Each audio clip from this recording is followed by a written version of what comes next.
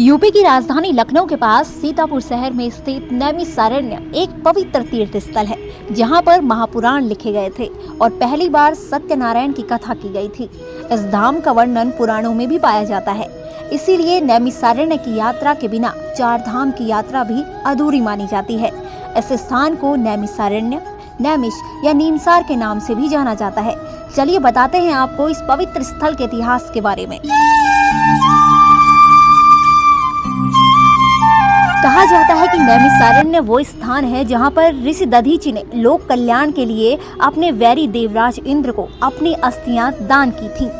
साथ ही ये भी कहा जाता है कि नैमिषारण्य का नाम नैमिष नामक वन की वजह से रखा गया है। इसके पीछे कहानी ये है कि महाभारत युद्ध के बाद साधु संत कलयुग के प्रारंभ को लेकर काफी चिंतित थे। इसीलिए उन्होंने ब्रह्मा जी से किसी ऐसे स्थान के बारे में बताने के लिए कहा जो कलयुग के प्रभाव से अछूता रहे। इसके बाद ब्रह्मा जी ने एक पवित्र चक्र निकाला और उसे पृथ्वी की तरफ घुमाते हुए बोले कि जहां भी ये चक्र रुकेगा वो स्थान कलयुग के प्रभाव से मुक्त रहेगा। फिर ब्रह्मा जी का चक्र नैमिष वन में आकर रुका। इसीलिए साधु संतों ने इसी स्थान को अपनी तपोभूमि बना लिया।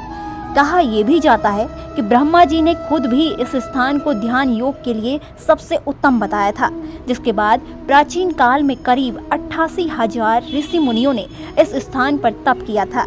इसके अलावा रामायण में भी ये उल्लेख है कि इसी स्थान पर भगवान श्री राम ने अश्वमेध यज्ञ पूरा किया था और महर्षि वाल्मीकि लवकुश भी उनका मिलन इसी स्थान पर हुआ था।